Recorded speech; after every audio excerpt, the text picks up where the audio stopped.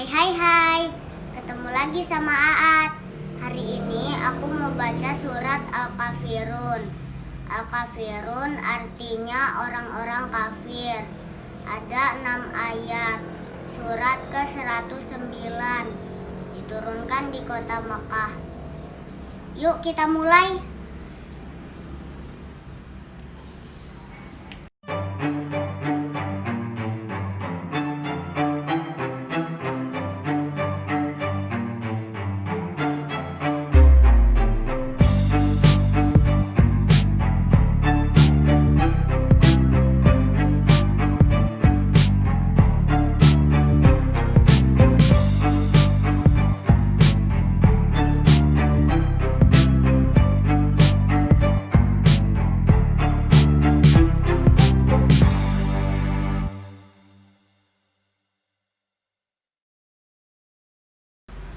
A'udzu billahi minasyaitonir rajim.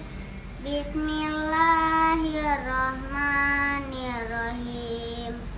Qul ya ayyuhal kafirun la a'budu ma ta'budun wala antum abiduna ma a'bud wala ana abidu ma abatum wala antum abiduna ma a'bud lakum dinukum waliyadin.